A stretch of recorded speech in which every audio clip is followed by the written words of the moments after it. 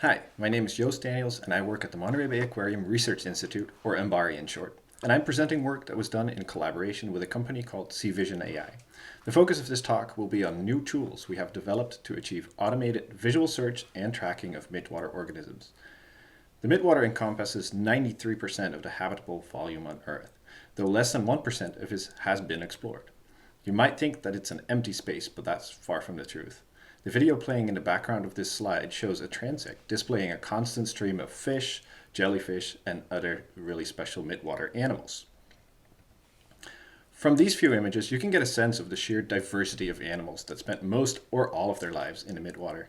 These animals live in a really inaccessible place, a few hundred to a few thousand meters deep in near or total darkness. And that brings me to how we can actually study these animals.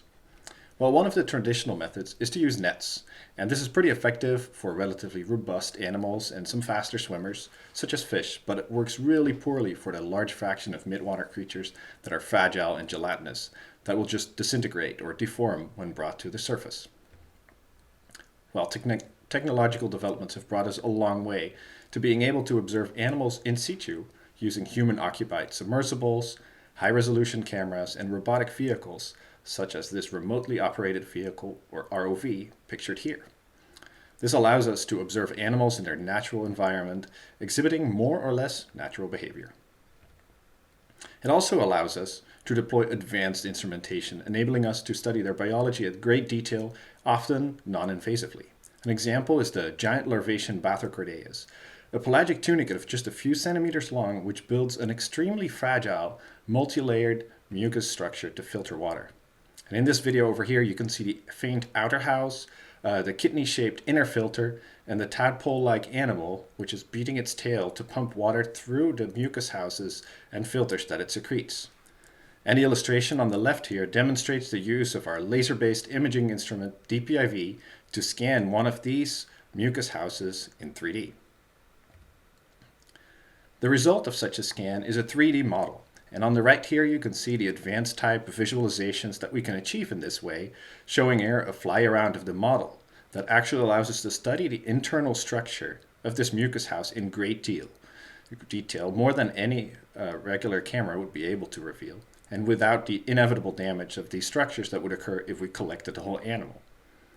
This model here was part of our Nature publication from last year, validating an entirely new way to study midwater organisms. Well, this is a very promising result for midwater studies, but it's worth remembering that these remotely operated vehicles are attached to a big research vessel with science and ship crew. And as a result, these observations are inherently short in duration due to limited ship time, operational constraints, and financial limitations. And as a result, we can only get a short snapshot in time, and we know very little about what happens on longer timescales. In the case of the larvation, we know that eventually the animal escapes its house. In this case, that was triggered by a disturbance, and you can see that the animal starts to swim. Eventually, it will build a new house until that either clogs or damages, and then move on again. We don't know the details of the process or exactly how often this happens. We think it might be as often as once a day, but we need a way to stay with an animal like this for longer than we can with these typical ROV operations that are just limited by money or time. And there are many other processes like that take more than just a few minutes to observe. For example, there's vertical migration, swimming and feeding behaviors, growth and development, and detecting rare or just unusual events underwater. These require an extended presence in the water that is just not feasible with ROVs that depend on ships. There is an entirely different class of underwater vehicles already that doesn't typically require the same heavy support vessels. These are the autonomous underwater vehicles, or AUVs, like shown in the two pictures in the bottom left here. And those are typically used to measure things like ocean chemistry, run recurring transects, or even collect environmental DNA samples. They're efficient vehicles and can go long distances, but generally are not very good at hovering and precisely following a midwater animal, making them less suitable for studying behavior in the timescales of minutes to days. One recent development is a collaboration between MBARI, Hui, and a few others for a hybrid vehicle called Mesobot, shown here on the right. It's hybrid because it can be controlled remotely using a tether, then disconnect and continue autonomously. While this is an important step, a key aspect to autonomy is being able to autonomously find, identify, and track animals of interest. And to tackle that, we started a project we call ML Tracking, which applies machine learning integrated visual tracking of animals and applies it to vehicle control in an effort to get closer to maintaining an extended presence and performing fully autonomous midwater studies. Now, in order to apply machine learning, we needed a reliable training set for our algorithms. Fortunately, MBARI has collected more than 30 years of ROV video and images, all annotated by experts. And by adding localizations to these annotations, we're starting a new open image database we call FathomNet to provide these curated images to other researchers as well. And this website, fathomnet.org, should be live later this year for anyone to use. We already have more than 200,000 annotations in there, and we're looking forward to adding more together with some of our collaborators, and you'll be able to contribute as well. Now, for this project, we used a subset of this data of about 15 classes as training data to train a RetinaNet object detection model. We then used this model to detect these selected classes in real time during ROV dives. Now, the platform we used for that is called Mini ROV. It's a smaller ROV, about meter-sized, equipped with a pair of stereo cameras specifically for this project. Those are visible in the red circles over there. It also has red lights to reduce the disturbance to light-sensitive animals. And a machine learning algorithm then ran on the two cameras separately, or the camera feeds, identifying animals and calculating their position relative to the vehicle to allow the software to then control the vehicle precisely and be able to track those animals. Here you can see the result of tracking a giant larvation, or Bathycordeus stygius, in situ. In the bottom, you can see the view of each monochrome stereo cameras, with boxes drawn where the algorithm recognizes animals from its training classes. And in the top, we get a view of the science camera, which records in color. Now, we're using red lights here to not attract too many other critters, and that's why this image is red as well. And you can see how important this science camera is for the ability to zoom in further on an area of interest than these fixed focal length stereo cameras can. It's also clear how stable the vehicle is despite the rotation of the animal and its house, and that we get consistent good detections in the stereo cameras because there are continuous boxes drawn there right where we want them. We do get occasional detectors that are not the target of interest. Those are the gray boxes showing up in the stereo cameras. And that just means that those are other classes detected that we are not currently looking for, like the Physoneck nectosome indicated here. This demonstrates that we can use this algorithm to track an animal of specified class very effectively. And we've already used this capability to study midwater animal behavior on several animals, including ones that aren't nearly as stationary as this larvation seems to be. Now, in one example here, we followed a siphonophore of the genus Lignagalma for 5 hours continuously.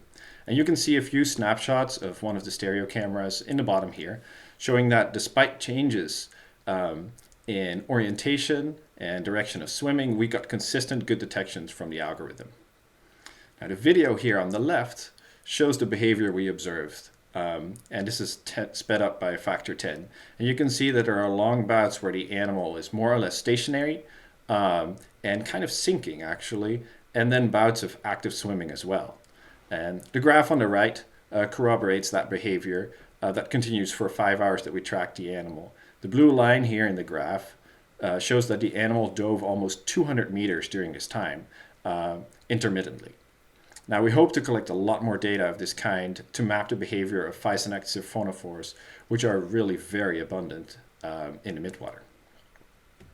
Another example of studies we can now do is looking at the feeding behavior of the ctenophore Polenopsis. This is another example where an extended presence is needed to determine important characteristics such as the feeding frequency and prey capture success rates. Now, by tracking this animal on the left here for more than 30 minutes, we already captured multiple prey collection events, such as this copepod being captured right there.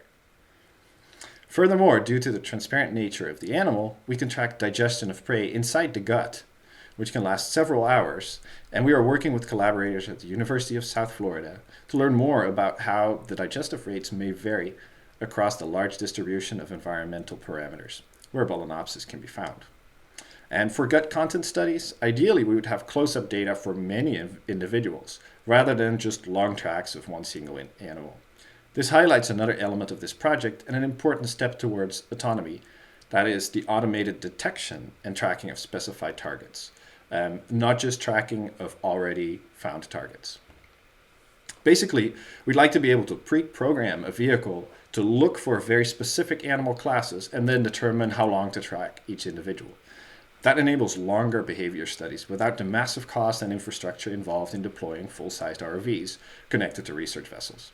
And it also provides mission security, being able to find a new target if the original is lost, and do more advanced missions, such as track X number of individuals of class Y for a determined amount of time. Doing this successfully requires the vehicle control to be divided in 3 main states that are shown here.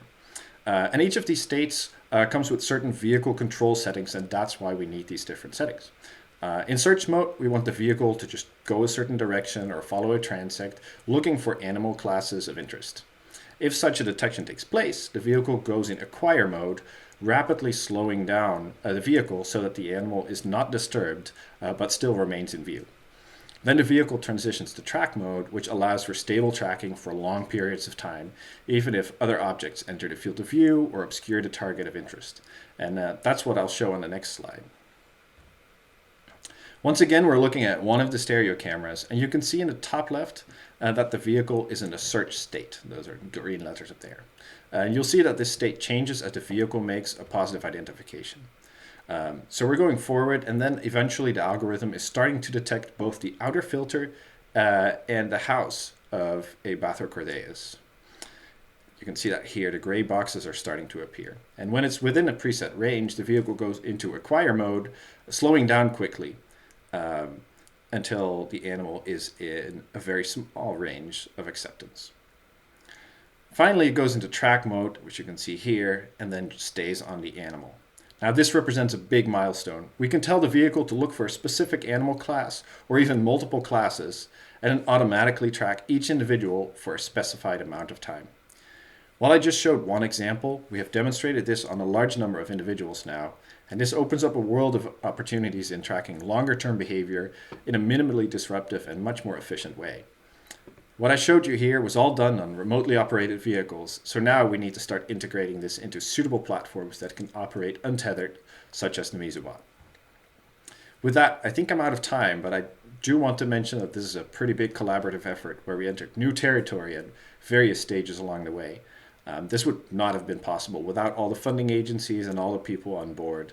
I'll leave you with this final FathomNet slide, hoping you all can find many uses or even contribute to our upcoming public underwater image database. Thank you.